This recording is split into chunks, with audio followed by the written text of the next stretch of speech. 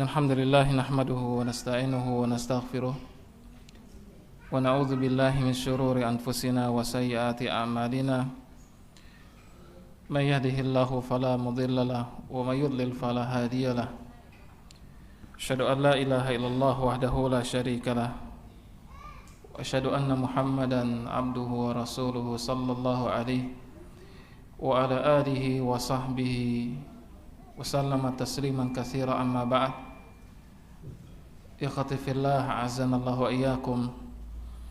Alhamdulillah, kita memanjatkan rasa syukur kita kepada Allah tabaraka wa taala di kesempatan sore yang baik ini atas taufik dari Allah azza wa jalla kita dapat bertemu di tempat ini. Semoga tempat ini tempat yang dimuliakan oleh Allah subhanahu wa taala.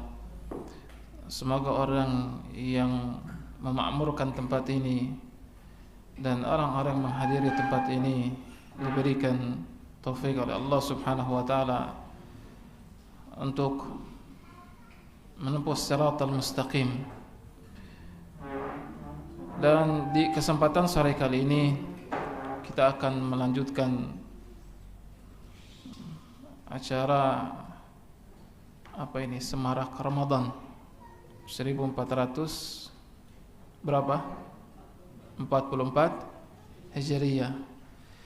Di sesi yang terakhir, sesi yang keempat, insyaallah taala kita akan sedikit menyampaikan tentang keadaan para salaf rahimahullah taala ketika mereka berada di bulan Ramadan. Ikhwati fillah, azanallahu wa iyyakum. Bulan Ramadan adalah bulan yang dimuliakan oleh Allah subhanahu wa ta'ala. Bagaimana tidak, bulan ini menjadi bulan mulia karena bulan ini memiliki berbagai keutamaan, memiliki berbagai fadail, memiliki berbagai khususiyat. Dan di antara al-fadail, keutamaan, keistimewaan dimiliki oleh bulan Ramadan, bahwasanya bulan ini adalah bulan di mana seorang melaksanakan saum. Dan mulut orang yang berpuasa, mulut orang yang saum jauh lebih wangi, jauh lebih baik daripada bau minyak kasturi. Rasulullah sallallahu alaihi wasallam bersabda, la khalufu famis saimi atyabu indallahi min rihil misk. Bau mulut orang yang berpuasa itu jauh lebih baik, jauh lebih wangi dibandingkan bau minyak misik atau minyak kasturi. Antum tahu minyak kasturi itu adalah minyak yang mahal. Satu botol kecil itu harganya bisa sampai 1 juta ya, itu minyak misik. Apa itu minyak misik? Minyak misik adalah minyak yang diambil dari cairan yang terkumpul di bagian lutut binatang rusa. Rusa itu mereka pada waktu tertentu nanti lututnya diikat dengan tali, sehingga nanti kemudian terkumpullah cairan di lututnya, kemudian nanti cairan tersebut jatuh. Nah, cara inilah diambil menjadi minyaknya apa? Menjadi minyak misik. Nah, sebotol kecil ini bisa berharga 500 sampai 1 juta. Kecil ini, Pak, bukan harga 20.000 itu yang kita jual 5.000, 10.000. Harganya bisa sampai 1 juta. Nah, bau mulut orang berpuasa itu jauh lebih baik dibandingkan minyak kasturi. Tentu sebagian para ulama memahami secara tekstual, secara zahirnya, dan sebagian memahami secara maknawinya. Fa'ala kulli hal, maka mulut orang berpuasa jauh lebih baik dibandingkan minyak kasturi. Dan ini ada pada bulan Ramadan di antaranya. Dan di antara keutamaan bulan Ramadan bahwasanya Allah Subhanahu wa taala mengikat para syaitan. Yaitu fadu fihi syayatin, yang mana syaitan diikat di bulan Ramadan. Tuftahu fihi abwabul jannati wa tughlaqu fihi abwabu jahannam. Dan mana bulan Ramadan pintu-pintu surga dibukakan oleh Allah Subhanahu wa taala seluruhnya, dan pintu-pintu neraka seluruhnya ditutup oleh Allah Subhanahu wa taala. Dan ini baru beberapa kemuliaan dari bulan Ramadan. Belum kemuliaan-kemuliaan lainnya, semisal bahwasanya Allah Subhanahu wa taala menjadikan para malaikat memintakan ampunan bagi orang-orang yang mereka berpuasa sampai nanti mereka berbuka. Maka para malaikat tersebut mendoakan orang-orang yang berpuasa mereka memintakan ampunan kepada Allah Subhanahu wa taala bagi mereka yang berpuasa sampai nanti mereka berbuka. Sampai nanti mereka berbuka. Belum juga dengan keutamaan ada bulan, ada malam Al-Qadar, Lailatul Qadri. Yang mana malam ini ternyata ibadah yang kita kerjakan di malam Al-Qadar ini jauh lebih baik daripada beribadah sebanyak 1000 bulan. 1000 bulan itu berapa tahun? Kurang lebih 80 tahunan, Pak. Ibadah-ibadah yang kita kerjakan, semisal membaca Al-Quran, ya, semisal qiyam, salat, dan ibadah-ibadah yang lain kita kerjakan di malam tersebut, ini jauh lebih baik daripada ibadah 1000 bulan. Dan itu ada pada bulan Ramadan. Itu ada pada bulan Ramadan. Dan belum keutamaan yang lain bahwasanya Allah Subhanahu wa taala sebutkan dalam beberapa hadis, ya, di setiap harinya Allah Subhanahu wa taala membebaskan seseorang dari neraka pada hari-hari di bulan Ramadan. Allah tabaraka wa taala membebaskan beberapa budaknya dari nerakaannya di hari-hari dari bulan Ramadan. Dan keutamaan-keutamaan yang lainnya yang semuanya kalau kita fahami, kita renungkan akan menjadarkan bahwasanya bulan ini adalah bulan terbaik di sisi Allah Subhanahu wa taala dan di sisi para makhluk Allah Subhanahu wa taala. Oleh karena itu kita akan melihat bagaimana orang-orang terdahulu ketika mereka melihat dan masuk kepada bulan Ramadan. Ketika mereka berhadapan dengan bulan Ramadan, maka kita akan temukan mereka adalah contoh yang terbaik dalam amalannya. Qudwah hasanah, uswah, suri teladan bagi orang-orang seterusnya, bagi orang-orang setelahnya bagaimana cara mereka menghadapi hari-hari di bulan Ramadan. Maka ikhwati fillah azanallahu wa iyyakum, pengetahuan kita tentang cara menghadapi bulan Ramadan ini sebuah pengetahuan yang sangat penting. Terlebih kenyataan dan fakta yang kita lihat di masyarakat kita bahwasanya ketika datang bulan Ramadan ada sebagian orang yang merasa datang bulan Ramadan tersebut sebagai suatu beban yang membebani diri mereka. Mereka merasa berat dengan datangnya bulan Ramadan. Dan bahkan kita juga melihat sebagian kaum muslimin mengisi hari-hari bulan Ramadan tersebut dengan amalan-amalan yang mungkin tidak akan memberikan manfaat satu apapun kepada mereka. Kalaupun memberikan manfaat, biasanya cuma manfaat duniawi saja. Dan mereka melupakan bahwasanya ada manfaat ukhrawi yang harus jauh lebih kita kejar ketika kita berada di bulan Ramadan. Nah, bagaimana cara menghadapi bulan Ramadan tersebut? Jawabannya salah satunya lihatlah bagaimana orang-orang terdahulu menghadapi bulan tersebut. Kita akan mendapatkan bahwasanya mereka adalah contoh yang terbaik. Mereka adalah permisalan yang terbaik bagaimana cara menghadapi bulan Ramadan. Sehingga ikhwati fillah azanallahu wa iyyakum, kita akan mendapati dalam berbagai macam sisi kita akan melihat mereka memberikan contoh dan teladan dalam menghadapi bulan Ramadan. Contoh dan teladan mereka diantaranya yang pertama adalah masalah saum. Dalam masalah saum, ya, kita akan melihat bahwasanya mereka, dan ini dimulai dari Nabi Muhammad sallallahu alaihi wasallam, para sahabat radhiyallahu taala anhum, para tabi'in, tabi'ut tabi'in, mereka adalah permisalan yang terbaik dalam melaksanakan saum di bulan Ramadan. Dan kita yakin bahwasanya latar belakang mereka melakukan saum yang terbaik di bulan Ramadan tersebut adalah hadis Rasulullah sallallahu alaihi wasallam. Lihatlah bagaimana Rasul memotivasi para sahabatnya dengan melaksanakan saum. Dalam sebuah hadis yang diriwayatkan oleh Al-Imam Al-Bukhari dan juga Al-Imam Muslim. Tetapi hadis ini termasuk hadis qudsi. Ya, hadis ini termasuk hadis qudsi. Apa itu hadis qudsi?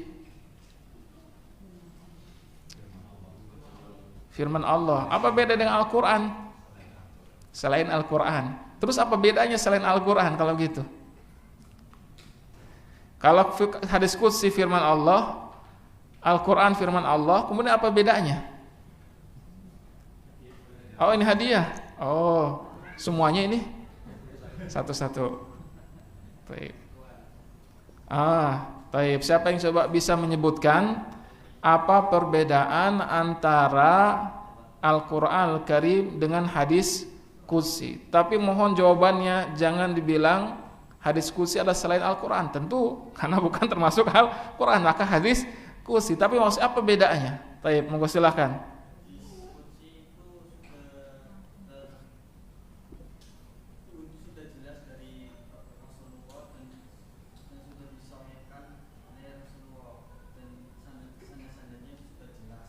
Kalau Al-Quran Karim itu yang langsung diturunkan oleh Allah Subhanahu wa taala untuk manusia, untuk sebagai petunjuk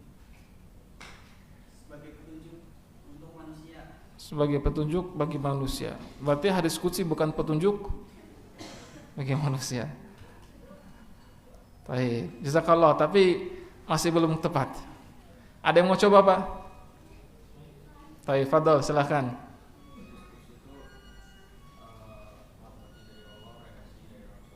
Hadis qudsi lafaz dari Allah, redaksi dari Rasul. Al-Quran lafaz dan redaksi dari Allah. Taib, sahih, barakallahu fikum. Nanti silakan diambil ya. Silakan diambil sahih hadiahnya. Jawab benar. Hadis qudsi adalah hadis yang lafaz dari, tadi bilang lafaz dari siapa? Enggak, tadi hadis qudsi lafaz dari Allah, redaksi dari Rasulullah. Beda lafaz sama redaksi apa?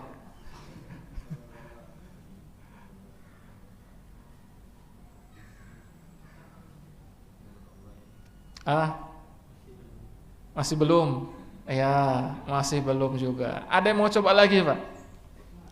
Apa mau saya simpen ini? Atau mau saya simpen? Simpen aja. Jangan pasrah gitu, Pak.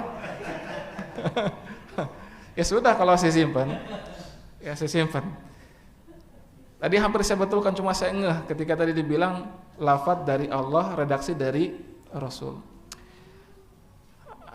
Al-Quran lafaz dan makna dari Allah Subhanahu wa ta'ala. Berarti lafaz dalam bahasa lainnya redaksinya dari Allah dan maknanya dari Allah Subhanahu wa ta'ala. Adapun hadis qudsi, maka maknanya dari Allah Subhanahu wa ta'ala. Maknanya dari Allah Subhanahu wa ta'ala, tetapi lafaznya dari Rasulullah sallallahu alaihi wasallam. Jadi yang diskusi lafaz dari Rasul, sedangkan maknanya dari Allah Subhanahu wa ta'ala. Berarti belum ada ya sekarang. Kita masih simpan dulu, Pak. Kita masih simpan. Alhamdulillah. Itu hadis qudsi. Maka dalam hadis qudsi yang diriwayatkan dalam Sahih Bukhari dan dalam Sahih Muslim, yaqulullahu azza wa jalla, bahwasanya Allah Subhanahu wa ta'ala berfirman, kullu amali ibnu adam lahul hasanatu bi asyri amsalihha ila sab'ati mi'ati dhi'fin. Allah Subhanahu wa ta'ala berfirman bahwasanya setiap amalan anak Adam, maka itu baginya dia mendapatkan balasan pahala kebaikan mulai dari pahala sebanyak 10 sampai 700 kali lipat. Amalan dikerjakan akan Allah Subhanahu wa ta'ala balas mulai dari 10 kali lipat sampai 700 kali lipat. Tapi apa kata Allah Subhanahu wa ta'ala? Illa saum, kecuali satu saja, ibadah saum. Fa innahu li wa ana ajzi bihi. Kenapa? Karena saum itu adalah untukku dan aku yang akan membalas bagi orang yang berpuasa dengan balasan Yang wallahu alam, Allah yang lebih tahu berapa Allah akan berikan balasan kepada orang yang berpuasa tersebut. Bisa jadi bahkan lebih dari 700 kali lipat. Bisa jadi lebih dari 700 kali lipat. Taraka ta'amahu wa syarabahu wa syahwatahu. Dia meninggalkan makanannya, dia meninggalkan minumannya, dia meninggalkan syahwatnya min ajli, karena aku. Karena aku. Karena ibadah saum ini yang sulit kelihatan ibadahnya, Pak. Yang niatnya agak sulit kelihatan. Karena yang namanya saum, ketika saum bisa saja dia menampakkan sebagai orang yang saum. Kenapa fulan antum kok lemes ya Ustaz, lagi puasa? Kan karena sebagian orang seperti itu. Karena dia puasa, dia menampakkan dirinya ya, sedang lemas, jalannya misalkan keseret lemas. Kenapa fulan antum saum? Ya, saum, saya sedang saum ini. Tapi Allah Subhanahu wa taala yang tahu sejauh mana dari saumnya, karena Allah Subhanahu wa taala. Dan inilah saumnya para sahabat radhiyallahu taala anhu. Dan inilah saumnya para salaf rahimahullahu taala, yang mereka melakukan saum karena Allah Subhanahu wa taala. Yang saum mereka berdasarkan sabda Rasulullah sallallahu alaihi wasallam, man shoma Ramadan imanan wa ihtisaban ghufira lahu ma taqaddama min zambi. Ya, siapa saja yang saum karena iman dan karena mengharapkan pahala dari Allah Subhanahu wa taala, maka diampuni dosa-dosanya yang telah lalu, sebagaimana diriwayatkan oleh Imam Al-Bukhari dan juga Imam Muslim. Maka ikhwati fillah azanallahu wa iyyakum, dari sini kita bisa memahami bahwasanya ya, orang-orang yang kalau modal puasanya seperti para salaf rahimahullahu taala, ya, seperti orang-orang terdahulu yang saumnya karena Allah Subhanahu wa taala, maka niscaya mereka akan mendapatkan pahala yang sangat besar. Mereka akan mendapatkan pahala yang sangat besar. Karena yang mesti kita fahami bahwasanya saum itu bukan cuma sekedar menahan lapar dan haus saja. Banyak di antara kita yang saum karena menahan lapar. Rasanya cuma kerasa lapar saja, cuma kerasa haus saja. Maka orang-orang yang mereka bisa melaksanakan saum sebagaimana disebutkan dalam hadis tadi, karena Allah Subhanahu wa taala, karena mengharapkan pahala dari Allah Subhanahu wa taala, karena mengharapkan keimanan kepada Allah Subhanahu wa taala, disertai dengan amalan-amalan yang bisa mengurangi nilai pahalanya, maka dia akan mendapatkan pahala yang besar di sisi Allah Subhanahu wa taala. Rasulullah sallallahu alaihi wasallam bersabda, "Man lam yada' qaula zur wal amala bihi." Siapa saja yang bisa meninggalkan perkataan dusta dan beramal dengan perkataan dusta tersebut, falaisa lillahi. Siapa saja tidak bisa meninggalkan siapa saja tidak bisa meninggalkan perkataan dusta dan beramal dengan perkataan dusta tersebut, falaisa lillahi hajatun fi an yada'a ta'amahu wa syarabahu. Siapa yang tidak bisa meninggalkan perkataan dusta ketika dia sedang berpuasa, siapa yang beramal dengan perkataan dusta yang dia ucapkan, maka Allah Subhanahu wa taala tidak butuh dengan makanan dia. Allah Subhanahu wa taala tidak butuh dengan minumannya. Maka seluruh hadis yang kita sampaikan tadi, inilah cara puasanya orang-orang terdahulu. Puasanya karena Allah Subhanahu wa taala, puasanya karena keimanan kepada Allah, karena mengharapkan pahala dari Allah Subhanahu wa taala, disertai dengan perbuatan-perbuatan yang mereka tinggalkan berupa perbuatan-perbuatan keburukan. Inilah puasanya para salaf. Kemudian di antara contoh dari para salaf ketika mereka menghadapi bulan Ramadan, bahwasanya orang-orang terdahulu adalah orang-orang yang mereka mendekat dengan Al-Qur'anul Karim. Mereka adalah orang-orang yang mendekat dengan Al-Qur'an Al-Karim. Disebutkan bahwasanya Al-Imam Al-Bukhari.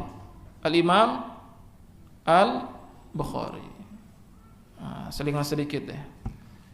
Siapa nama dan nasab Al-Imam Al-Bukhari? Nama beliau, nama bapaknya dan nama kakeknya. Tunjuk tangan dulu biar ketahuan siapa mau jawab. Nama beliau, nama bapaknya, dan nama kakeknya. Ya, silakan. Muhammad bin Ismail bin Ibrahim. Taib. Keluar satu ini Pak hadiahnya. Keluar satu. Nanti silakan ambil kalau sudah selesai kajian ini. Muhammad bin Ismail bin Ibrahim. Bin siapa lagi? Bin Bardizbah. Dalam riwayat lain bin Barzibah. Ya. Bin Bardizbah. Bin siapa lagi? Ibn Affan bin Al-Mughirah bin Bardizbah. Sahih. Al-Bukhari Al-Ju'fi. Itu kata Imam, itu nama dan nasab imam dari Imam Bukhari. Muhammad bin Ismail bin Ibrahim bin Al-Mughirah bin Bardizbah. Imam Al-Bukhari biasanya kalau datang bulan Ramadan, apa yang beliau lakukan? Beliau mengumpulkan para sahabat untuk melakukan salat tarawih. Tarawih. Dan dalam satu rakaatnya beliau biasanya baca ayat, beliau membaca kurang lebih sampai sekitar 20 ayat. Terus menerus seperti itu sampai mereka hatam satu Al-Quran. Satu rakaat 20-an ayat, satu rakaat 20-an ayat. Ya kalau ayatnya pendek-pendek, coba kalau pasnya ayatnya panjang, nggak kebayang Pak. Apalagi nanti kalau misalkan ketemu sampai ayat yang paling panjang, apa itu? Ayat apa yang kira-kira paling panjang lah kalau kita lihat di mushaf? Al-Baqarah ayat berapa? Atau ayat tentang apa? Ayat tentang hutang piutang. Itu kan lumayan. Satu ayat saja sudah sepanjang itu, Pak. Dan beliau rata-rata satu rakaat membaca 20 ayat. Di sini satu rakaat berapa di sini? Kayaknya dapat 20 enggak? Bisa jadi nyampe kadang ya. Kalau pendek-pendek bisa jadi kurang, bisa jadi lebih. Tapi kita masih jauh sebenarnya, Pak. Kita masih jauh. Itu pun kita enggak pernah hatam, betul tidak? Siapa di masjid yang kita ada yang sampai satu hari satu juz misalkan, sehingga selesai Ramadan satu kali hatam? Jarang, Pak. Ya, jarang di masjid-masjid yang kita ngaji di sana. Tapi itu contoh salat. Satu rakaat 20 ayat, Pak. Al-Imam Al-Bukhari bahkan beliau juga contoh yang terbaik dalam menghatamkan Al-Quran. Disebutkan dalam riwayat bahwa Al-Imam Al-Bukhari beliau ketika sahur menghatamkan paling tidak sepertiga sampai setengah Al-Quran. Dalam satu kali sahur beliau menghatamkan sepertiga sampai setengah Al-Quran, Pak. Sepertiga berarti berapa juz? 10 juz dalam satu kali duduk, Pak. Subhanallah. 10 juz di waktu sahur. Kita 10 juz acan-acan, Pak ya. Boro-boro 10 juz. Ya. Saya tamat Ustadz 1 juz WhatsApp. Ya, silakan. Subhanallah, beda kita, Pak. Beda. Bahkan kadang-kadang beliau sampai setengah Al-Quran. Al-Quran. Dan beliau biasanya khatam Al-Quran itu sampai ketika mau berbuka. Ketika mau berbuka, baru beliau bisa khatam. Jadi sepertiga sampai setengahnya di waktu sahur, selebihnya nanti sampai mau berbuka beliau khatamkan sisanya. Beliau selesaikan sisanya sehingga di waktu sore hari ketika berbuka beliau sudah satu kali hatam. Maka paling tidak beliau satu bulan Ramadan itu bisa hatam 29 sampai 30 kali, hitung-hitungan kasarnya. Ini kan juga seperti itu, Pak, keadaan para salaf seperti itu. Seperti itu. Nah, makanya kalau kita menisbatkan diri kita kepada orang-orang terdahulu, maka ini bukan cuma sekedar penisbatan saja, Pak. Karena orang ketika mengatakan saya menisbatkan diri saya kepada orang-orang terdahulu, maka konsekuensinya Harusnya banyak. Dan salah satu konsekuensi ketika kita mengatakan dan menisbatkan diri kita kepada mereka, maka kita pun harus meniru langkah-langkah yang mereka lakukan. Harusnya Pak, seharusnya seperti itu. Tapi subhanallah, jujur Pak, kita bulan Ramadan ini bisa tidak 1 kali khatam saja Al-Quran. Saya yakin sedikit di antara kita yang khatam Al-Quran meskipun di bulan Ramadan Pak, saya yakin. Apalagi di bulan Ramadan. Apalagi ditambah dengan kebiasaan kita yang tidak senang membaca. Kalaupun bawa buku bacaan, biasanya bukunya sebagai pengantar tidur. Hakiki Pak, artinya apa? Cuma dibawa, taruh samping bantalnya, kemudian tidur, nemenin pergi ke alam mimpi dengan buku yang dia bawa. Jarang di antara kita Pak yang orang mau baca itu kemudian sebelum tidur dia baca, jarang.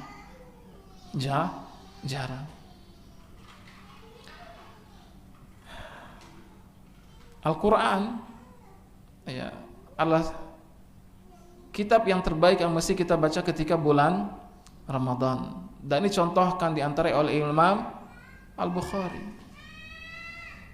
Dan contoh juga yang terbaik berkaitan dengan Al-Quran adalah Imam Syafi'i. Diriwayatkan bahwa Imam Syafi'i dalam 1 hari 24 jam di bulan Ramadan beliau khatam sebanyak dua kali. Khatam Al-Quran sebanyak dua kali,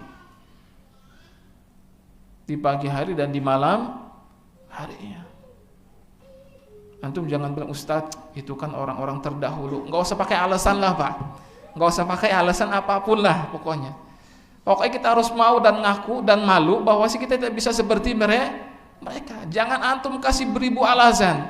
Ustadz itu kan Imam Syafi'i, Ustadz itu kan zaman dahulu yang kehidupan bukan seperti zaman sekarang. Zaman sekarang kan serba susah, pajak semakin naik, semakin banyak, ya, kehidupan semakin berat, biaya bulan semakin naik, para suami pusing mikirin memberikan uang maisha untuk anak dan istrinya. Jangan antum berikan alasan seperti itu. Ngaku bahwa kita jauh dari para salaf, jauh Pak, jauh. Maka paling tidak, ya saya yakinlah kita akan sulit mencapai para ulama, ya tingkatan para ulama tersebut. Tapi paling tidak kita mencontoh mereka bahwasanya baca Al-Quran kita di bulan Ramadan ini harus jauh lebih baik dibandingkan bulan Ramadan. Maka kalau di luar bulan Ramadan mungkin kita khatam 2 bulan sekali, 3 bulan sekali, maka paling tidak Ramadan ini 1 kali khatam. Itu paling tidak 1 kali khatam. Syukur-syukur kita bisa menghafalkan Al-Quran, menambah Al-Quran kita yang tadinya juz 30 sekarang naik sampai juz 29. Masih bisa nambah lagi sampai juz 28. Juz 30 sudah hafal belum? Belum. Juz 30 berapa surat sih? Juz 30 berapa surat Pak? Berapa? 37 Ustaz. 37, taib. 37 sama 1 juta Pak. Gedean mana? 37 surat dengan 1 juta surat, gedean mana Pak? 1 juta. Berarti 37 sedikit apa banyak? Berarti harusnya nanti Ramadan hafal 30 juz. Hafal juz 30. Karena cuma 37 dibandingkan 1 juta masih sedikit. 1 juta surat kebanyakan Pak. 37 sedikit tidak? Sedikit. Berarti harusnya sudah nanti hafal Pak. Hafal. Juz 29 lebih sedikit lagi Pak. Juz 30 37 surat. Juz 29 berapa surat Ustaz? Cuma 11 Pak. Cuma 11. Banyakan mana 37 sama 11? Banyakan 37. Berarti harusnya 29 juga hafal. Kenapa? Karena cuma 11 surat. Betul tidak Pak? Ustaz logikanya salah Ustaz. Kan tetap aja halamannya Beda. Juz 11 surat tapi kan suratnya panjang-panjang, tapi kan hitungan 11 suratnya lebih sedikit. Maksud saya kita ketika berpikir suatu yang sulit dimudahkan saja, Pak. Karena kita itu tergantung pemikiran kita. Ketika kita merasa sulit, maka Allah akan jadikan sulit, Pak. Ketika kita merasa mudah, bisa jadi Allah akan mudahkan, Allah memberikan taufik kepada kita semuanya, dimudahkan untuk menghafalkan. Maka insya Allah, Pak, tahun ini harus beda, sebagaimana selalu saya sampaikan, harus beda. Al-Qur'annya kalau tidak mampu hatam 2 kali, 3 kali, paling tidak 1 kali. Yang belum hafal juz 30, maka paling tidak hafalkan juz 30. Yang sudah hafal masuk juz 29. Kenapa? Ini keadaan para salaf, Pak, yang mereka mendekatkan diri kepada Al-Qur'an. Bahkan kita membaca banyak kisah para ulama yang ketika mereka datang bulan Ramadan, seluruh majelis mereka ditutup. Nggak ada majelis itu. Nggak ada pengajian, tidak ada majelis ta'lim. Semuanya mereka tutup. Ngapain? Baca Al-Quran. Baca Al-Quran. Ya, tentu kalau zaman sekarang sulit, Pak. Karena kita banyak acara. Nanti kalau ustadznya semuanya fokus pada baca Quran, jemaahnya kasihan. Ya. Jamaahnya kasihan. Tapi ala kulli hal, Pak. Itu maksud saya gambaran keadaan bagaimana para ulama zaman terdahulu, subhanallah. Menunjukkan bagaimana dekatnya mereka dengan Al-Qur'an. Dekatnya mereka dengan Al-Qur'an. Ini kita umat Al-Qur'an tapi jauh dari Al-Qur'anul Karim. Banyak di antara kita yang buka Al-Qur'an biasanya cuma bisa jadi setahun sekali. Bahkan mungkin cuma dibuka ketika setahun sekali. Kapan? Ketika dia hendak meminang dan melamar atau menikahi istrinya, dijadikan sebagai mahar. Oh, persiapan mahar ini dibungkuslah, mushafnya ditaruh dalam bungkusan yang rapi, diserahkan sebagai mahar. Ya, saya nikahkan fulanah binti fulan. Kemudian kata si laki ini, saya terima nikahnya fulanah binti fulan dengan mas kawin. Ya, cincin misalkan seberat, cincin berapa? 2 gram, Pak? Apa 2 kilogram misalkan? Ya, subhanallah. Ya, cincin seberat 2 gram 24 karat misalkan. Dan seperangkat alat sholat serta 1 mushaf diserahkan. Setelah diserahkan kemudian hilang, tidak pernah sentuh lagi. Dan ini fakta. Dan saya yakin ini fakta yang bisa terjadi pada sebagian kaum muslimin. Fa'ala kulli hal ini yang dicontohkan dari para salaf radhiyallahu taala anhum rahimallahu taala ketika mereka mendatangi dan berhadapan dengan bulan Ramadan. Mereka dekat dengan Al-Qur'anul Karim. Mereka dekat dengan Al-Qur'an Al-Karim. Kemudian contoh yang berikutnya dari para sahabat rahimallahu taala yaitu bahwasanya mereka adalah orang-orang yang rajin melaksanakan qiyamul lail. Yang mereka rajin melaksanakan salat tarawih. Yang mereka rajin melaksanakan sholat tahajud. Dan bahkan sholat mereka di bulan Ramadan ini semakin lebih dahsyat dibandingkan luar bulan Ramadan. Dan mengapa tidak? Tidak? Karena mereka sadar bahwasanya qiyamul lail yang mereka kerjakan, tahajud yang mereka kerjakan, sholat malam yang mereka kerjakan, inilah kebiasaannya para orang-orang saleh, Pak. Ini kebiasaannya orang-orang saleh. Maka salah satu tolak ukur sederhana kalau kita mau ingin mengukur kita ini termasuk orang yang saleh atau bukan orang saleh, lihat salat malam kita, Pak. Lihat salat malam kita. Ini jujur-jujuran, Pak. Kita ini termasuk orang yang rajin salat malam apa tidak? Berat, Ustaz.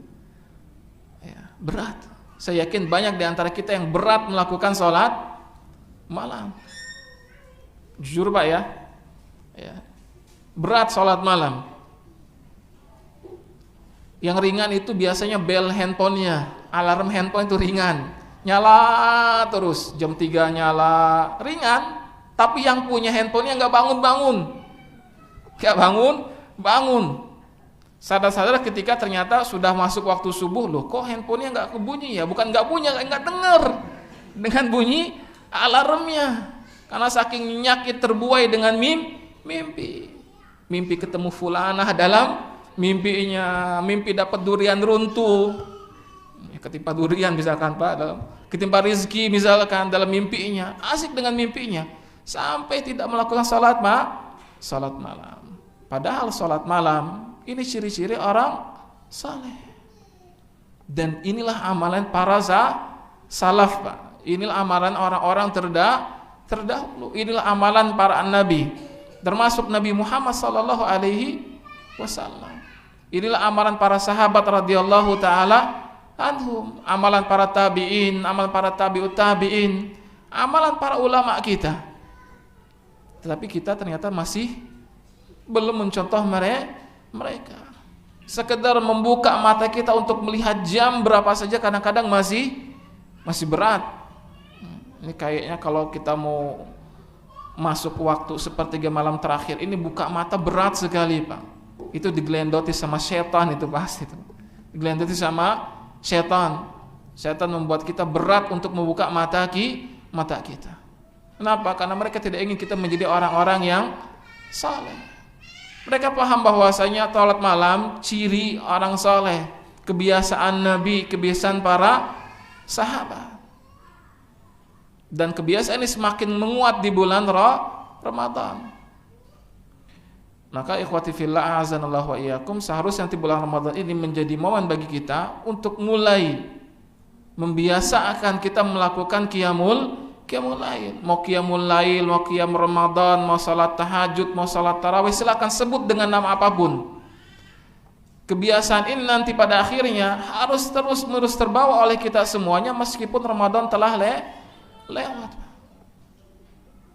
Tapi kadang-kadang sayang beribu sayang, biasanya ketika malam takbiran sudah mulai Pak, yang tadinya biasa qiyam Ramadan, yang tadinya biasa qiyamul lail, yang tadinya biasa tahajud, ketika keluar dari bulan Ramadan malam takbirannya tidak diisi dengan sholat tersebut.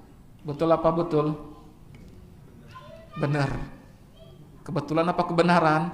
Kebenaran ya, berarti benar, bukan betul Pak. Berarti benar Pak. Itu kan kita. Padahal ini kebiasaan orang-orang saleh. Dan inilah amalan orang yang menang Pak sebenarnya. Maka kalau ada slogan ya, semoga kita, atau ada doa semoga kita menjadi orang-orang yang menang. Ciri orang-orang menang di bulan Ramadan apa?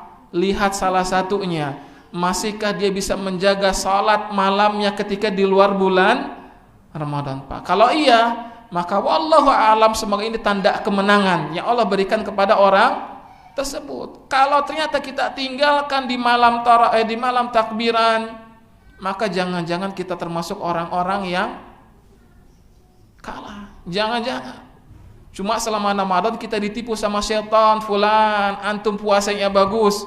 Fulan, antum qiyamul lailnya subhanallah rajin misalkan. Tapi Allah, setan bilang subhanallah enggak Pak ya? Ya, fulan, antum dibuat tertipu dengan perkataan setan. Karena sebagian orang, dan bisa jadi ini kita, bangga dengan amalan-amalan saleh yang kita kerjakan di bulan Ramadan. Kita melihat orang-orang di jalanan, mungkin mereka tidak melakukan salat tarawih, kita bisa rutin sebulan penuh di bulan tersebut. Timbullah rasa ujub dalam diri kita semuanya. Oh, ini orang-orang pada nggak salat tarawih, saya dong rajin salat tarawih. Maka itu pintu dari syaitan untuk mengalahkan diri kita. Dan terbukti ketika malam takbiran kita meninggalkan qiyamul lail. Kita meninggalkan qiyamul lail. Maka ikhwati fillah azanallahu wa iyyakum, lihatlah bagaimana para salafus saleh yang mereka mengisi Ramadan mereka dengan melakukan salat malam, tarawih, qiyamul Ramadan, qiyamul lail, tahajud dan semisalnya. Disebutkan bahwasanya Al-Imam Al-Hafidh Az-Zahabi, Al-Imam Al-Hafidh Az-Zahabi, apa kata beliau? Lam adha janbi lin-naumi fi hadha syahr lailan wala naharan. Aku belum pernah meletakkan punggung ini, punggungku ini baik di waktu siang hari ataupun di malam hari selama bulan Ramadan. Artinya apa? Sedikit tidur. Sedikit tidur. Artinya apa? Artinya beliau banyak beribadah kepada Allah Subhanahu wa ta'ala. Dan salah satu bentuk ibadah yang beliau lakukan adalah melakukan sholat malam. Sedikit tidur. Beda dengan kita. Kalau Ramadan sedikit-sedikit tidur. Bukan apa ya? Bukan sedikit tidur kita. Subhanallah, kita sedikit-sedikit tidur. Sedikit-sedikit mau sahur, habis sahur tidur. Sedikit-sedikit habis sholat subuh tidur. Sedikit-sedikit ketika sudah mulai waktu duha tidur. Sedikit-sedikit ketika mau waktu zuhur tidur. Sedikit-sedikit ketika habis zuhur, habis asar, mau maghrib mungkin bisa jadi kita tidur.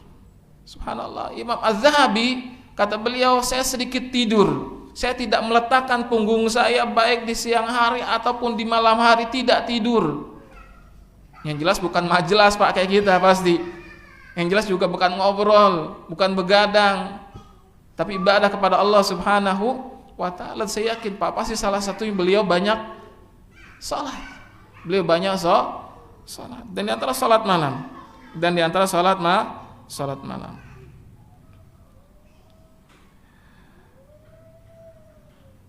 Disebutkan oleh As-Sa'ib ibn Yazid, qala, beliau mengatakan, amara Umar bin Khattab radhiyallahu ta'ala an.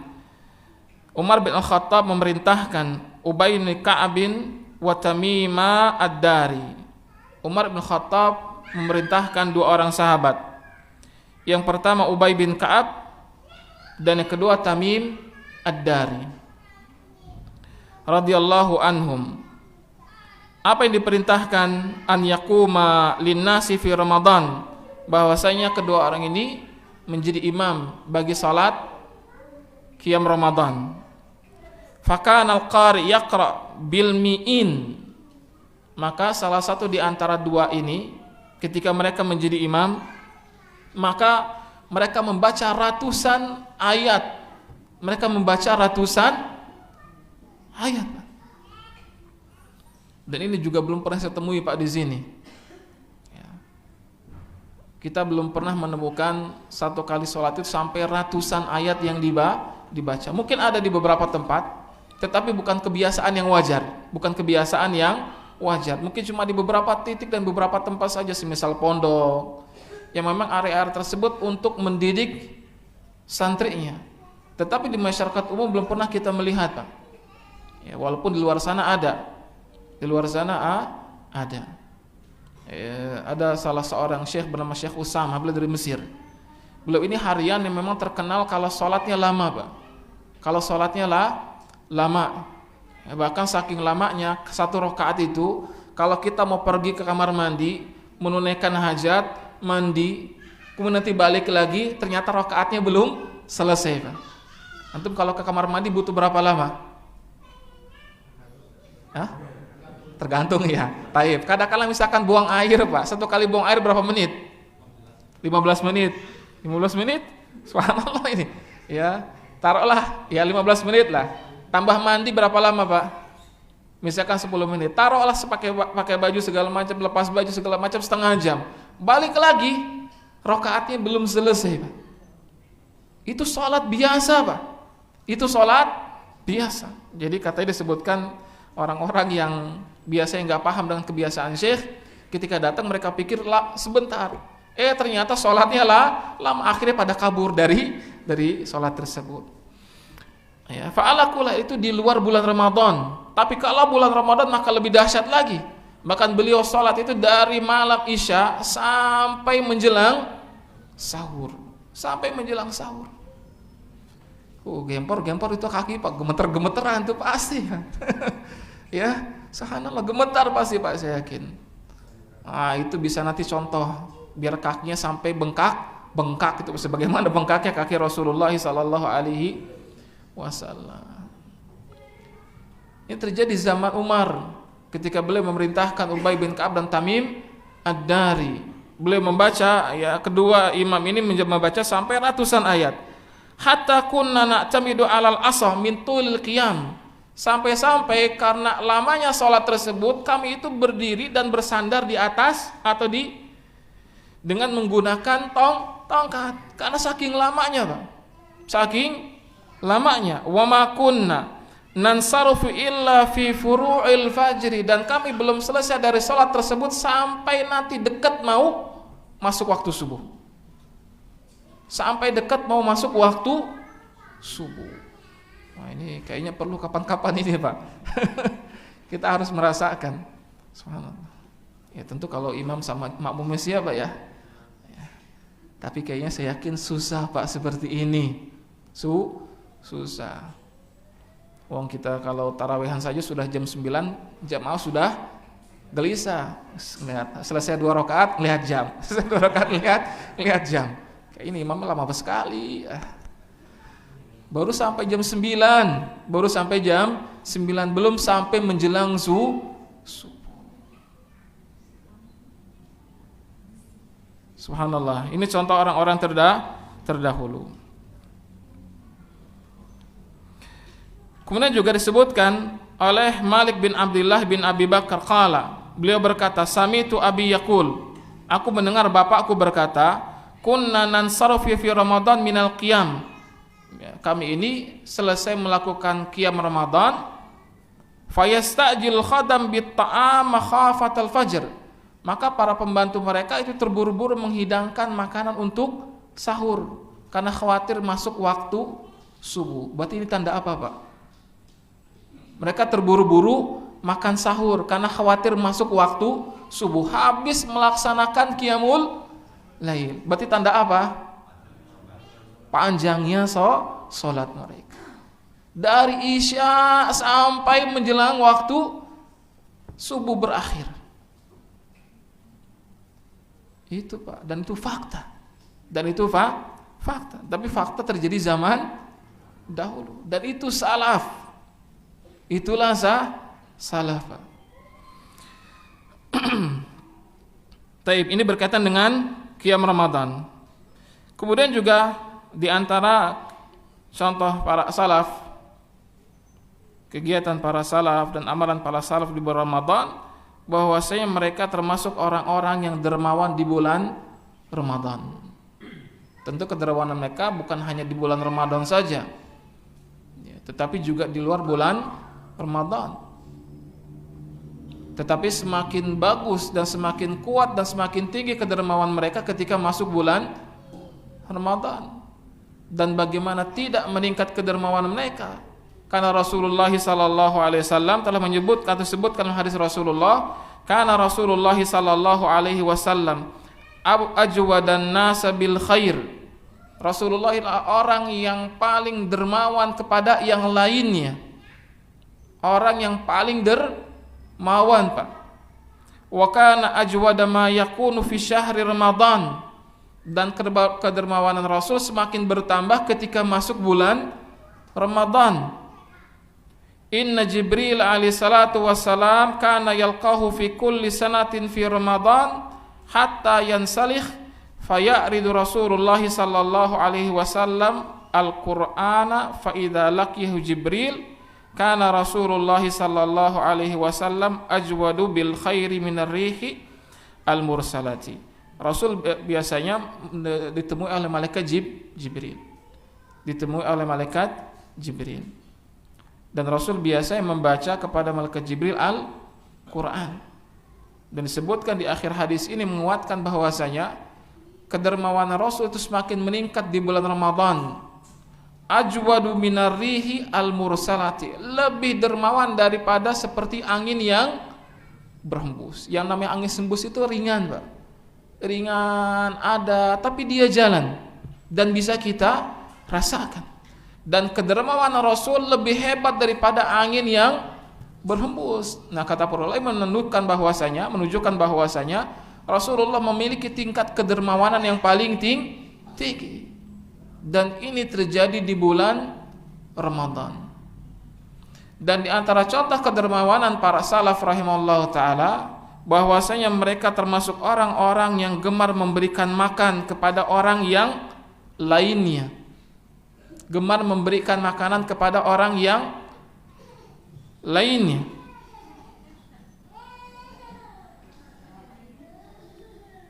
Maka bulan Ramadan ini semoga menjadi momen bagi kita semua untuk belajar, kita berbagi kepada yang lain, Pak. Karena yang namanya berbagi itu kadang-kadang berat. Namanya berbagi harta, berbagi makanan, berbagi minuman, terkadang bagi sebagian orang berat. Tetapi ini dicontohkan oleh para salaf terdahulu, yang mereka adalah orang-orang yang paling ringan ketika datang bulan Ramadan dengan memberikan makanan, minuman kepada orang-orang yang lainnya. Dan tentu ini berdasarkan sabda Rasulullah sallallahu alaihi wasallam. Kunci masuk surga, Pak, salah satunya adalah dengan memberikan makan kepada orang yang lainnya. Dan saya yakin kita semua pengen masuk surga. Mau masuk mana, Pak? Surga apa neraka? Masuk surga apa neraka, Pak? Masuk surga pasti. Jangankan kita, anak-anak kalau ditanya juga ngerti mau masuk mana, surga apa neraka, pasti milihnya surga. Berarti kalau ada orang pengen masuk neraka, itu aneh, Pak.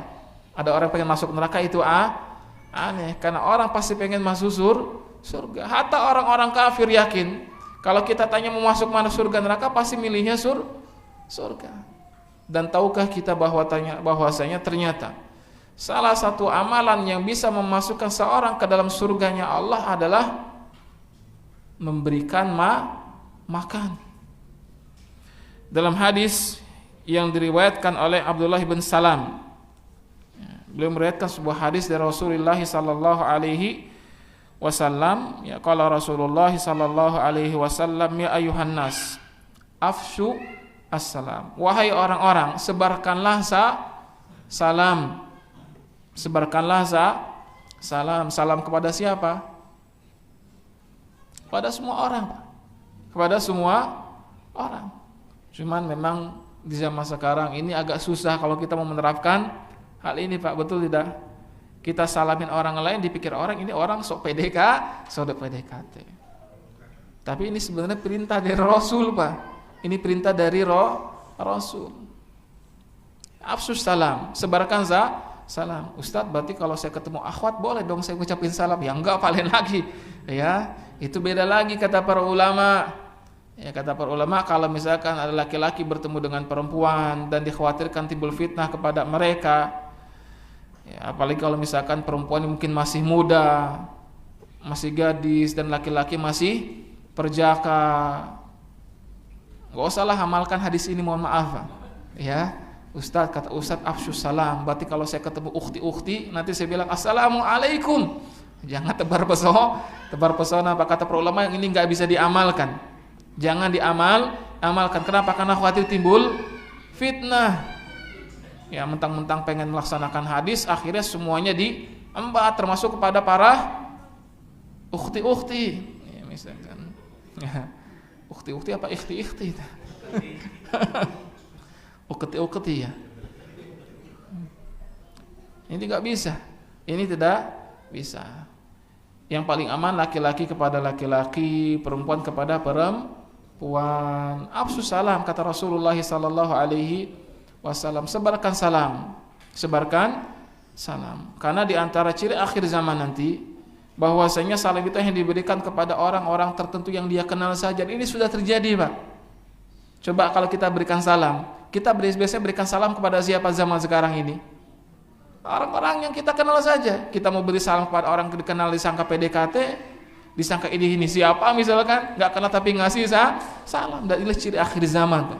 Dan kita sudah berada pada akhir zaman, karena ciri sudah ada. Salah satunya afsus salam, wa'atimu at-ta'am, dan berikanlah makan.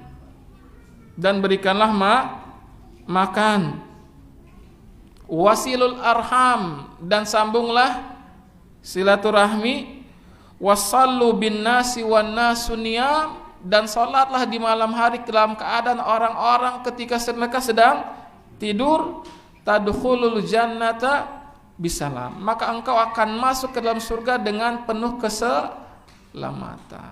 Sebarkan salam, berikan makan, sambung tali silaturahim, salat di waktu malam, masuk ke surga dengan penuh keselamatan, Pak.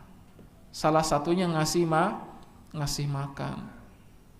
Dan yang namanya memberikan makan itu tidak harus satu piring. Ustadz, saya nggak mampu, boro-boro ngasih makan anak dan istri saja masih berat. Tidak harus satu piring, Pak. Sesuap nasi yang kita berikan kepada saudara kita, satu butir buah yang kita berikan kepada saudara kita, satu lembar uang 1.000-2.000 untuk uang jajan yang kita berikan, atau untuk memberikan makanan, diberikan makanan kepada orang-orang membutuhkan, itu termasuk memberikan makan. Sehingga semangat memberikan makan ini bukan hanya bagi mereka yang punya uang saja, Pak. Bukan bagi mereka yang hanya punya uang saja.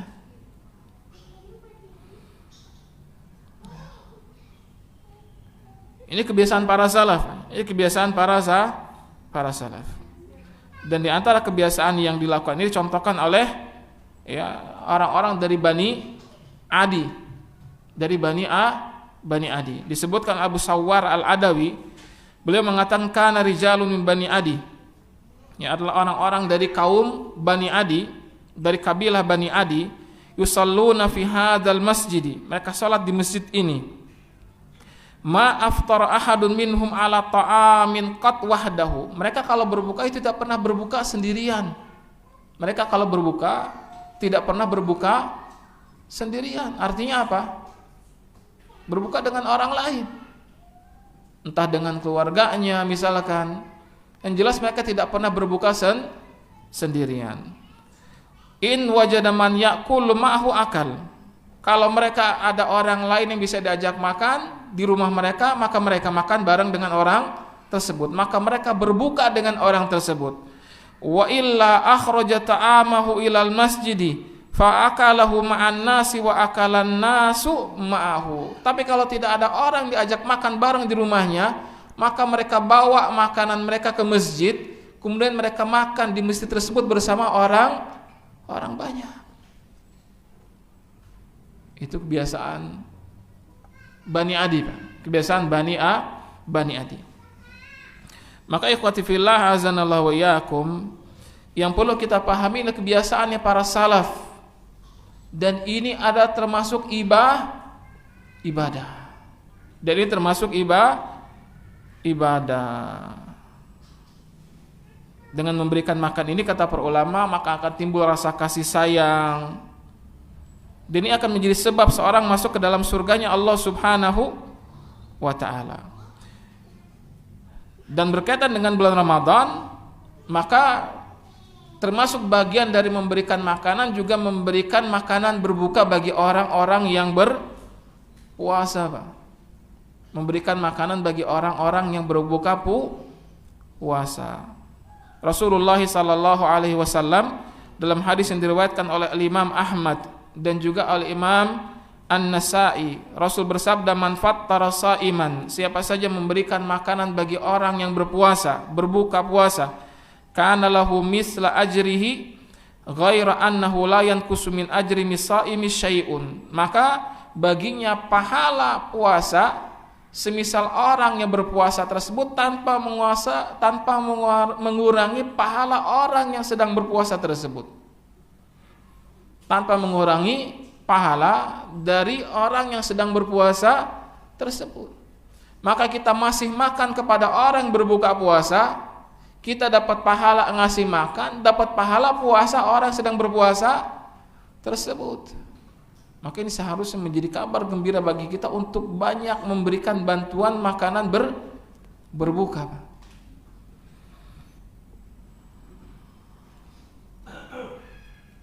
Ya, tapi jangan khawatir, Pak.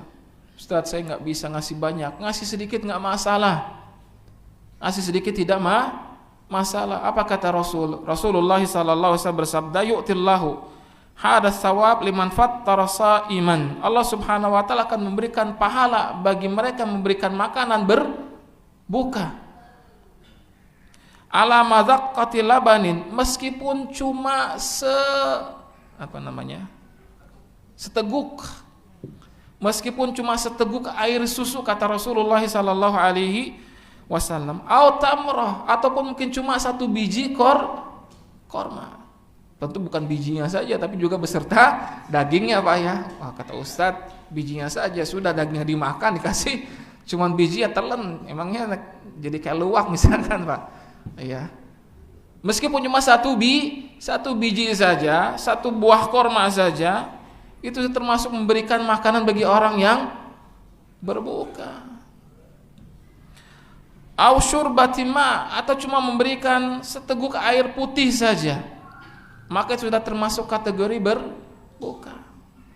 Yang nggak punya uang jangan sedih, Ustaz saya cuma bisa mampu beli satu air, apa itu namanya?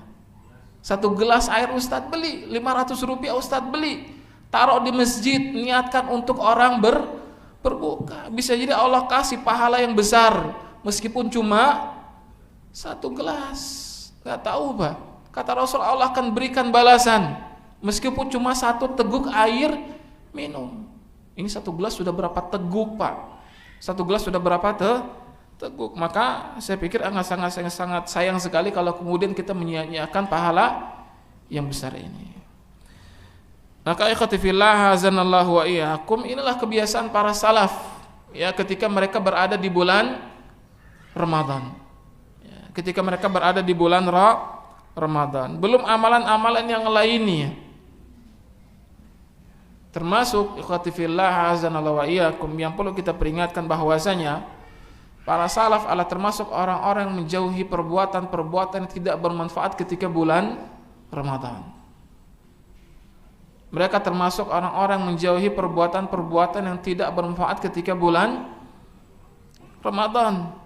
Maka kita akan jarang temukan kisah para salaf ketika datang bulan Ramadan mereka majelasan Pak.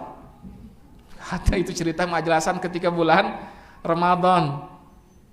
Ustaz berarti nggak boleh? Ya bukan nggak boleh, silahkan mau majelis ya. Tapi kalau kita membandingkan kita dengan para salaf, kita tidak akan temukan para salaf melakukan majelis,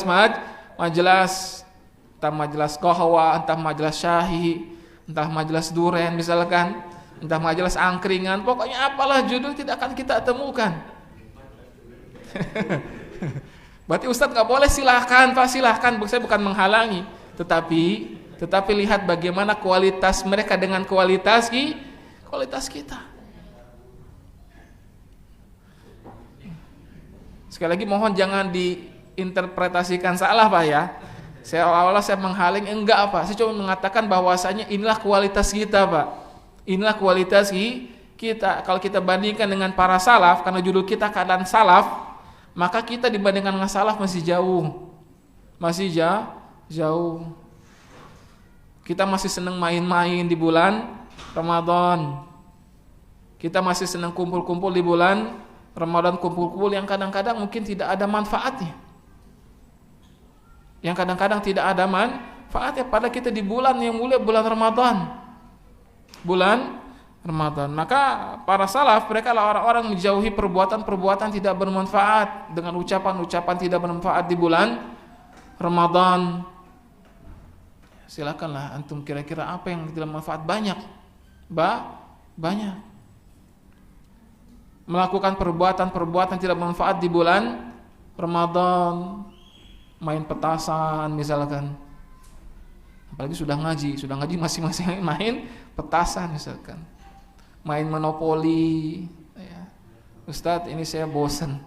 Terus mengapain? Saya pengen menghabiskan waktu. Mengapain dengan main monopoli Ustadz? Monopoli dari pagi sampai sore hari menghabiskan waktu supaya cepat kerasa ketemu dengan buka puasa. Main monopoli. Atau apa zaman dahulu itu apa? Yang dipukul-pukul itu pakai meja? Kerambol. Ya, keranbol. Cetak masuk misalkan. Wah, ini Pak kayaknya kita jauh dari para salaf Pak. Kita jauh dari para salaf. Mereka menjauh hal-hal yang tidak bermanfaat. Mereka tidak pernah mengucapkan hal-hal yang tidak bermanfaat. Sementara kita kadang-kadang bulan Ramadan masih mengucapkan hal-hal yang tidak bermanfaat. Jari jemari mereka dipergunakan untuk hal-hal manfaat ketika bulan Ramadan. Sementara kita kadang-kadang mungkin masih banyak melakukan hal-hal yang tidak bermanfaat dengan jari jemari kita.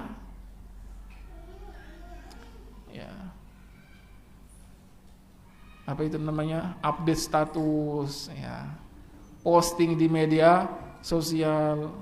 Saya yakin Pak, banyak hal-hal di antara kita yang kita posting tidak bermanfaat di media sosial. Dan itu kita lakukan sayangnya di bulan Ramadan. Ustadz berarti nggak boleh main HP? Bukan nggak boleh juga maksud saya. Tapi lihat ada manfaat apa tidak ada manfaatnya. Karena eman Pak, eman ketemu dengan tamu yang mulia itu eman.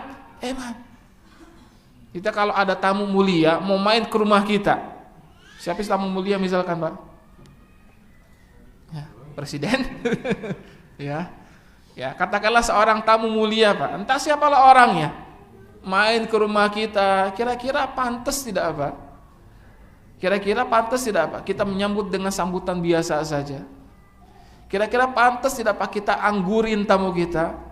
Oh, fulan silakan masuk, silakan antum mau ngapain terserah lah, mau baring-baring, mau jungkir balik silakan, saya ada keperluan. Ya masalah antum urus sendiri di rumah saya. Seperti itu Pak kita sambut tamu? Enggak. Tamu mulia pasti kita jamu dengan jamuan yang sehebat-hebatnya, dikasih makanan, dikasih minuman, diajak berbicara karena tamu mulia. Dan itu manusia. Dan ini jauh lebih mulia daripada manusia tersebut Pak. Ini bulan Ramadan. Maka lihatlah para sahabat, para salaf, mereka tidak menyia-nyiakan amalan saleh di bulan Ramadan. Dan bahkan mereka menjauhkan diri mereka dari amalan-amalan tidak bermanfaat. Ya. Oleh karena itu, Talq bin Qais, ya, kata beliau, qala Abu Dzar, berkata Abu Dzar radhiyallahu taala idza sumta fatahfad mastata'ata. Kalau engkau sedang berpuasa, maka jagalah dirimu semampumu. Jagalah dirimu semampumu. Jaga dari apa maksudnya? Jaga dari amalan-amalan tidak bermanfaat, dari ucapan-ucapan tidak bermanfaat, dari perbuatan-perbuatan yang tidak bermanfaat.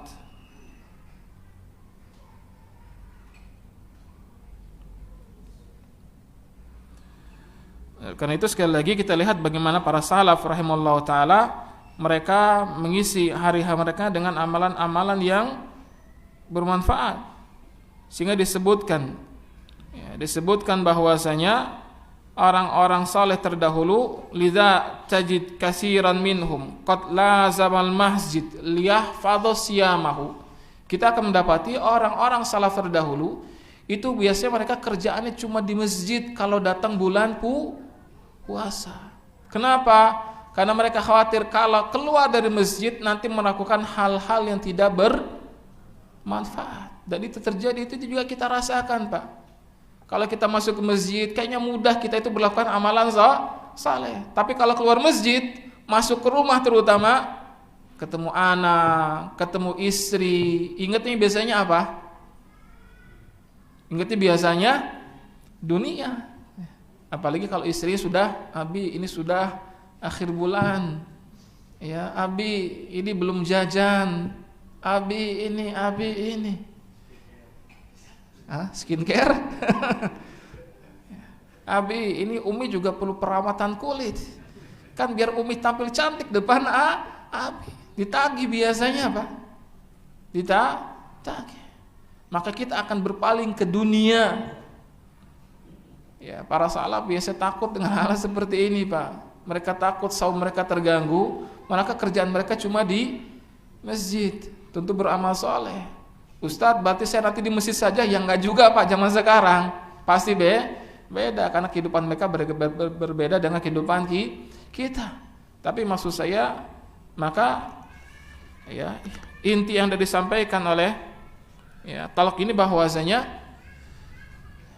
seorang ketika di bulan Ramadan jagalah amalan salehnya di bulan tersebut. Bahkan kalau perlu di masjid untuk melakukan amal saleh lakukan. Taib saya rasa demikian yang bisa disampaikan pada kesempatan kali ini. Ya cukup, dan mohon maaf tidak bisa ya, lebih dari, mau sampai jam berapa sih sebenarnya Pak? Bebas ya, bebas, tapi cukup lah ya. Saya rasa cukup lah. Saya rasa cukup. Semoga yang singkat ini bisa memberikan manfaat untuk kita semuanya. Dan sebelum saya tutup, ini masih ada hadiah ya. Coba yang bisa menjawab, sebutkan 4 keadaan salaf ketika mereka bertemu dengan bulan Ramadan. Ada yang bisa menyebutkan Pak? Ya, siapa itu? Dari Ummahat? Taib, apa saja? Naam.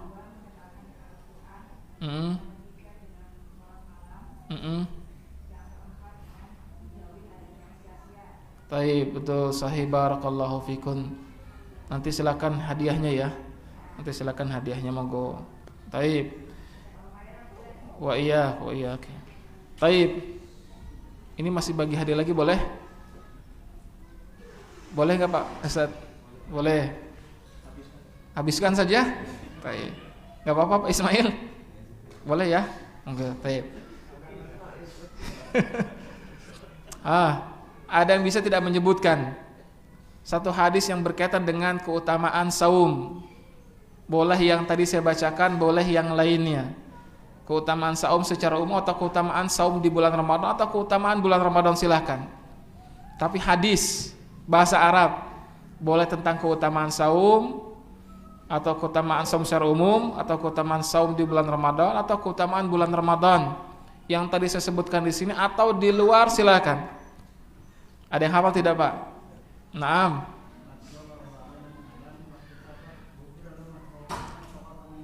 Ahsanta, barakallahu fiik.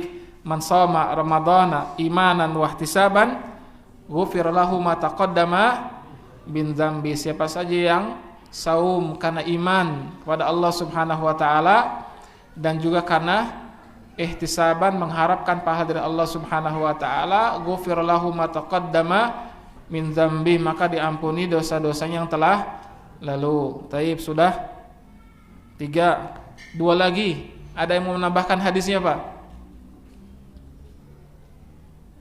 Berkaitan dengan saum secara umum, atau saum Ramadan, atau keutamaan Ramadan. Ada yang hafal?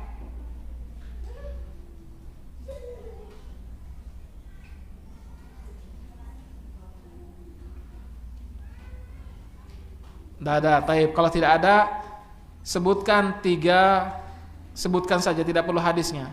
Sebutkan 3, entah keutamaan saum, atau keutamaan saum Ramadan, atau keutamaan bulan Ramadan yang tadi saya sebutkan di muqaddimah pertemuan kita kali ini. Jadi saya menyebutkan beberapa di antaranya. Nah, silahkan. Taib.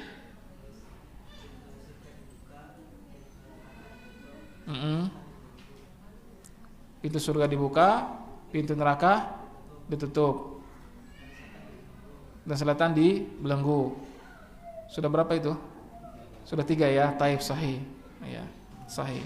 Pintu surga dibuka, pintu neraka ditutup, setan dibelenggu, Allah mengampuni ya, memaafkan dan bahkan membebaskan dari neraka beberapa hambanya pada setiap hari di bulan Ramadan. Kemudian keutamaan yang lain itu berupa para malaikat memintakan ampunan kepada Allah Subhanahu wa taala bagi orang-orang yang berpuasa sampai mereka berbuka.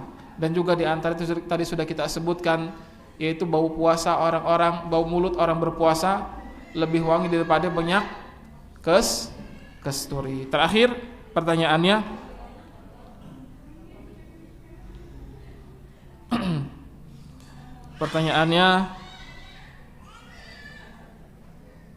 sebutkan salah satu contoh ulama yang interaksi mereka dengan Al-Quran, interaksi yang kuat, dan apa bentuknya. Siapa ulama tersebut? Tadi sudah jawab ya? Sudah cukup. Bagi yang lainnya, Taib. Siapa? Imam Syafi'i. Kenapa dengan Imam Syafi'i? Menghatamkan 1 sampai 2 kali. 1 atau 2 kali? 2 kali. 2 kali khatam dalam 1 kali, dalam 1 hari. Taib, barakallahu fiik, sahih. Itu Imam Bukhari, Pak. Imam Syafi'i. Dalam 1 hari, 1 malam beliau khatam 2 kali. Ini menunjukkan bagaimana kuatnya para sahabat berinteraksi dengan Al-Quran. Taib, semoga yang disampaikan pada kesempatan kali ini meskipun singkat ini Pak ya, 1 jam menit, singkat insyaallah. Semoga bisa manfaat bagi kita semuanya dan menyadarkan bagaimana keadaan kita dibandingkan dengan para salaf terdahulu, dan semoga ini bisa menjadi ibrah agar kita bisa mencontoh orang-orang terdahulu dalam melaksanakan amalan-amalan kebaikan di bulan Ramadan. Sallallahu ala nabiyina Muhammad wa ala alihi wa sahbihi wa sallam, wa akhiru da'wana alhamdulillahi rabbil alamin. Subhanakallahumma wa bihamdika asyhadu an la ilaha illa anta astaghfiruka wa atubu ilaik.